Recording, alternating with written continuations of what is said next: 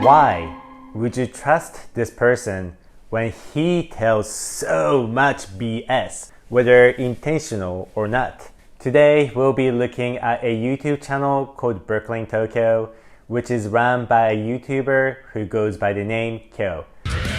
Not Kyou from Deal and Grey, but this one. Many of my problems have actually been from other blacks. He has almost 200,000 subscribers, so it's a successful YouTube channel. But most of his videos absolutely don't make any sense. To make this video, I did watch some of his videos, but my understanding is that he lives in the US, never lived in Japan, but his target audience is only Japanese people. Let's see how he explains the current situation surrounding Black Americans to his 200,000 Japanese subscribers. Hello world, this is Dean from Japan. How are you doing today? So YouTube analytics show what kind of videos my audience watches, and a video called "My channel is about to get deleted" popped up in the list. I actually know of this YouTuber, and he mainly posts reaction videos. So he plays another YouTuber's videos in its entirety, and you just see him watch a video. Then he makes a comment or two at the end. Some of the videos he reacts to include ones that show how awesome Japan is, while other videos show how awful the US is. But enough with the preamble, let's watch the video. There have been a few times that our channel has been close to getting deleted. My desire was to connect with the Japanese people. Japan is one of my favorite countries on the face of the planet. For a lot of our old-time fans, you guys know that we started this channel actually doing music reactions. A lot of our earlier videos were us reacting to mainly Japanese music. So I see this with other Asian countries as well, but there is definitely an audience for white YouTubers appreciating Asian things. A major notable exception is Matt Cab, who is a music producer. So he can actually add something of value by analyzing Japanese music as an expert. One major issue about doing reaction videos to music was that a lot of our videos would get copyrighted, meaning that any ad revenue that we possibly would get from a video was now not accessible to us. I've made this point with my Racism in Harajuku video, but the subtitle doesn't match what he's saying. When you react to music videos, you often get demonetized, or hishuekika. So the record company gets all the money. However, the subtitles say, I get banned. And it can be difficult sometimes. It takes a lot of work to make videos. As simple as reaction videos may seem, it does require a lot of work. And it does suck when you've put a lot into one video and eventually you can't even make money off of it because, it got copyrighted. Dude, you produce a reaction video on a daily basis. Obviously, it's not that much of hard work if you can make them every day. And from that point, it was a rough transition because a lot of our earlier fans knew us for being the funny guy who reacts to Japanese music. And we went more into the more commentary, social commentary, and just reacting to different things about Japan. I also think one part of our brand was that I was the foreigner who oftentimes defended Japan against things that Japan was accused of, or oftentimes talked about race relations, in which a lot of people liked my perspective on a lot of things concerning things like BLM. Yes, racism exists everywhere, but sometimes people do act as if racism only exists in Japan. And as someone who posts Japanese news and culture in English, when I log on to Twitter and TikTok, I get so much anti-Japanese racist BS popping up on my feed, and it's pretty exhausting. A question I get frequently asked is, would you ever consider moving back to Japan? Absolutely not. Sexual harassment is so normalized. There is not a single time where I haven't been groped on the train every time I went to visit. Groping on train does happen and it should be taken seriously, but it's hard to believe that it happens that much to a single person. But if you're a woman living in Japan and you think I'm wrong, please let me know in the comment section. So because of this, I completely understand the appeal of people like Kyou, someone who is a foreigner who speaks well about Japan. But I don't see the point of his videos because he is only talking to the Japanese audience. There are other channels such as the Black Experience Japan who really paints Japan in a balanced and positive light for foreigners, but all of Kyou's videos only have Japanese titles and descriptions. YouTube allows video titles to be translated, so some of my audience will be seeing the title of this video in English, while others will see it in Japanese. So Kyou is not targeting foreigners at all, so he can't say that he's trying to correct foreigners' misunderstanding about Japan. I think that's one thing that I do love about this channel is that I can be a bit more honest compared to a lot of the other YouTubers who make videos for Japan. And even though there's a lot of people who disagree with what I may say, I think a lot of people appreciate that I'm able to speak and talk about certain things. And I really don't get why he thinks he's more honest than other gaijin foreigner YouTubers. Did he just diss Bebe-chan, the French in Japan? By the way, all YouTubers play a character. No YouTubers are 100% honest. In real life, I'm super quiet and I'm not this upbeat. My friends always make fun of "Hello world, this is Dean from Japan" intro all the time. But the issue of copyright still is prevalent with this channel since we are reacting to a lot of other people's content. Even in the West, what we're doing would be considered fair use. It means like, you know, taking the material, transforming it, making it something different. Kind of close to like how sampling music is in, you know, a lot of music genres. But in Japan, you know, copyright is seen a lot differently. But you're not sampling though. You're using the entire video. What you're doing will not be considered as fair use even in the US. There's nothing wrong with a reaction video, but if your entire channel revolves around it, you do get mocked in the West. Today I'm going to react to a really cool YouTuber. I really like the part where you played my video in its entirety. And seeing that you're also reacting to other people's content, a lot of times people don't like what you have to say about their content. But then there's some times where people don't even have the courtesy to, you know, email you or contact you and just ask you politely. Sometimes people just want to strike your channel out of spite because they may have disliked something you've said about their content. I don't think you can just assume that your videos got taken down because people didn't like what you said. What is your basis? Which videos were taken down and why?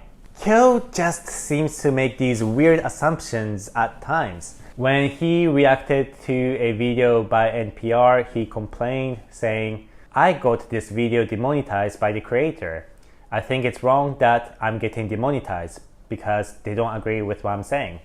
Dude, NPR is a non-profit media organization in the US. Of course they are going to claim the revenue you made off from their videos. They are a non-profit. That's what they do. So I don't understand why you're playing the victim. And he just seems to misrepresent a lot of facts, even in the few videos that I watched.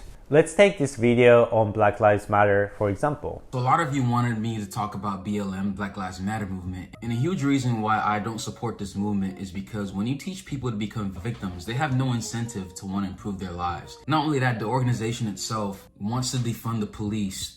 They want to remove the nuclear family. They don't want to have a mother and father raising kids in the home. They want a broken family system, and it says it on their website. This is somewhat true.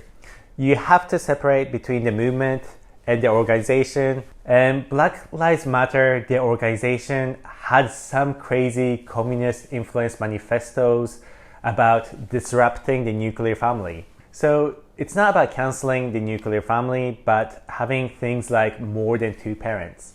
And now many people tied to the organization have been accused of fraud, and the organization now is very much hated in the US. This woman, Patrice Cullors, who runs the organization.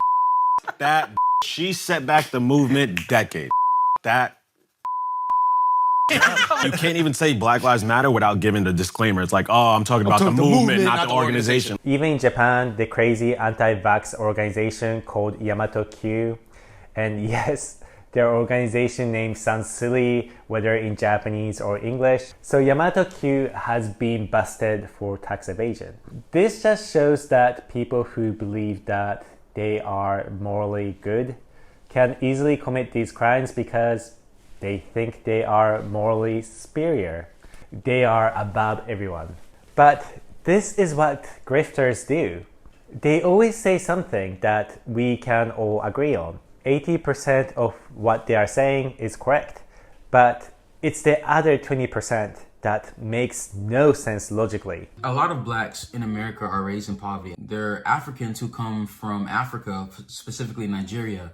And per capita, Nigerians from Africa, they make more money than black Americans here. Blacks from Nigeria are still black. So how is it that these immigrants can come to America and do better than black Americans that's already here? Nigerian immigrants as a whole are more educated than the white Americans, and they had the financial resources to be able to immigrate. Black Americans, meanwhile, were not allowed to own properties until the 60s or the 70s, so they were not able to accumulate intergenerational wealth. This is just not a fair comparison. And our people again, like we used to back in the 1960s and before, because blacks were very successful before the 1960s, but after the 1960s. Kyou's arguments as a whole are extremely simplistic and somewhat childlike.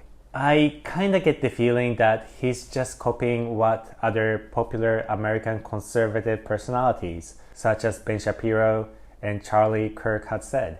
If you look at the black community in the 1960s, single motherhood rate was 21%. Now single motherhood rate in the black community is 78%. What happened? Our government welfare program subsidized single motherhood over the last 50, 60 years. We literally pay mothers to not get married. Every independent study will show that when there's a nuclear family is kept together, poverty goes down. It's more of a cultural problem than systematic oppression. Back in the 1960s and before, blacks were more married and had more successful families. But ever since the 1960s, with the welfare state, the government was starting to pay single mothers money for having kids out of wedlock. They'd rather have more kids out of wedlock, out of marriage. So when you have a lot of broken homes, it's to be expected that that racial group or ethnic group or country is going to fail. And because Ben Shapiro hasn't been translated into Japanese, Kyou's arguments may seem unique in Japan, but because his ideas aren't original, Kyou's arguments are pretty weak. And what people don't understand, if you're the problem for your failures in life, you're also the solution to problems in your life, because you have the power with your own two hands to fix your situation. You're not relying on a government to come and save you, but I do agree that people need to feel that they are in control of their destiny to succeed. However, that doesn't mean that people should just ignore discrimination when they see one. In this video, Kyou didn't even mention things such as racial profiling. In the US, certain racial groups can receive harsher sentencing and scrutiny by the police. To show you an example, in this clip of a game show, a bunch of blindfolded white people are trying to figure out who is the black person in the group by talking about their experience with the police. A cop pulls you over. What do you do? It literally just happened to me like 2 weeks ago. He's like, I'm just gonna give you a warning. He gave you a warning? Yeah, he gave me a warning. You're white. If I were to be honest, I've gotten followed home in my town so many times, and they're doing it because I'm one of few black people in my hometown. If you are being treated in an unfair manner, it's okay to raise your voice.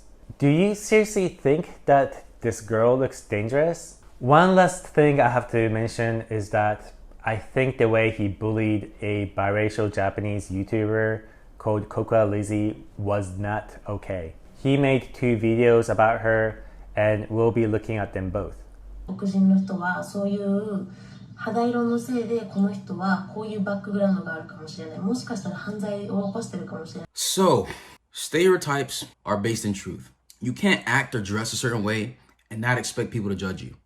If I'm sagging my pants or I have a hood on and I'm looking suspicious, of course people are going to assume that I'm a thug. So she was living in the US at the time, but do you think she's dressed any differently to any other female American YouTubers? So this is Lacey Green, a famous American feminist YouTuber, and she likes to show off her cleavage. Are you now going to think that all feminists are sexy and fun?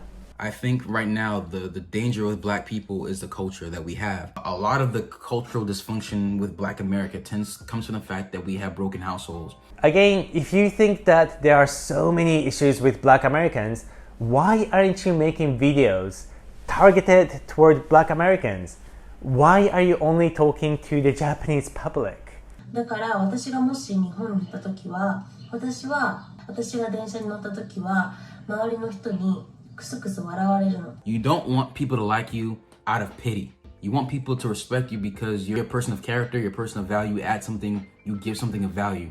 I don't like being seen as victims, so again, I will always say victims are never respected. So I don't think Lizzie explained herself well here, because there's no way you get laughed at every time you get on the train. I think there are times when a biracial Japanese person will get laughed at for speaking Japanese, for speaking their own native language. And I think it's okay to mention that these things happen.